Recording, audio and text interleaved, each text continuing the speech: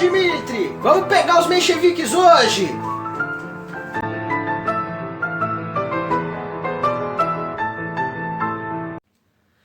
A primeira medida que os bolcheviques fizeram ao chegar ao poder vai ser justamente tirar a Rússia da guerra, não importasse o custo que fosse, mas se tentaria evitar mais custos financeiros, né?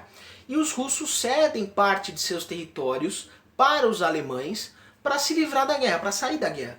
Então os alemães vão ficar com controle sobre a Finlândia, sobre as repúblicas bálticas, a parte oriental da Polônia e a Ucrânia. Tá? Então todo esse pedaço ali vai ser posse da Alemanha, mesmo que seja por meses até o final da guerra, mas vai ser posse da Alemanha. E com isso os russos saem da guerra cumprindo a primeira parte das teses de Abril. Né? A segunda parte, né, a questão do pão, né, eles confiscaram toda essa produção de alimentos e começaram a distribuir ela igualmente. Isso gerou uma série de repercussões, principalmente com relação àqueles camponeses que já eram proprietários das suas terras. Além disso, eles nacionalizaram os bancos, nacionalizaram as indústrias, então o Estado russo passava a ter controle sobre essas coisas. Né? E com isso, os bolcheviques começaram a implementar essa questão de tentar abolir essa questão do comércio e do dinheiro, né? Num primeiro momento, para tentar estabilizar a situação, né? E também eles confiscaram as terras e eles começaram a iniciar um processo de reforma agrária, né? E dentro desse processo, eles começaram a tentar criar um negócio de igualdade salarial para os russos.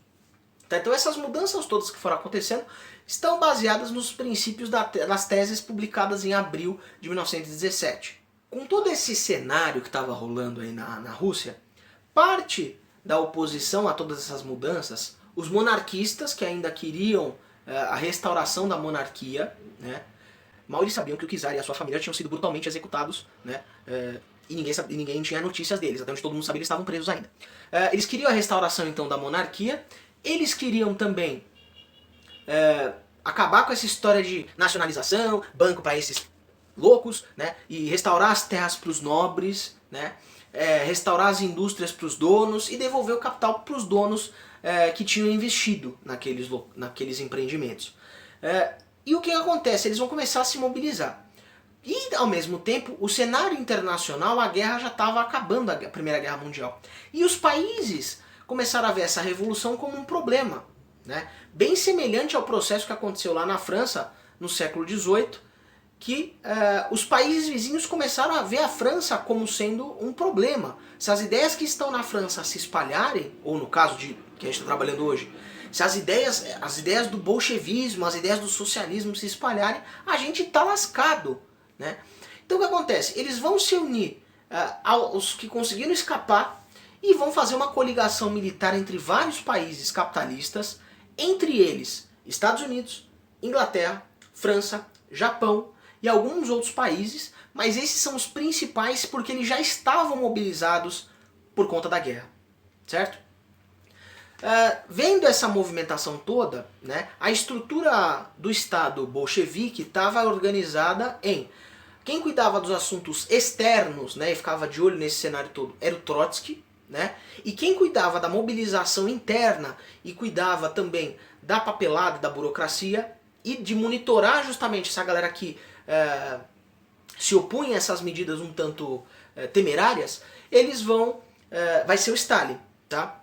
Então todo esse cenário está desenhado e vai estourar a Guerra Civil Russa, certo?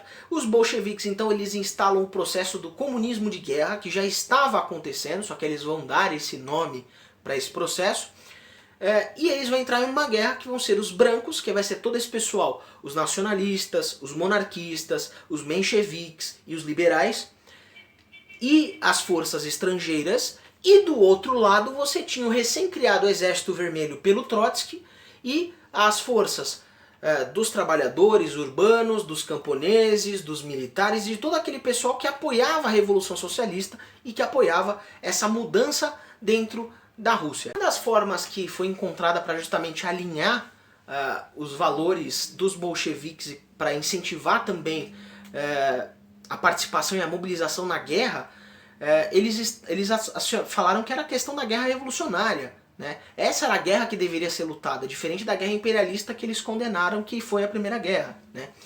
E para condenar aqueles que ainda falassem contra, o Stalin ele vai tentar abafar essa pequena oposição, e como consequência disso, eles já começam a delimitar que aquela forma política, aquele partido político que estava se formando, que era o Partido Comunista Russo, né, que virou o Partido Comunista Russo, uma questão que a opinião do partido é que contava. Então isso começou a ser delimitado justamente para controlar os interesses internos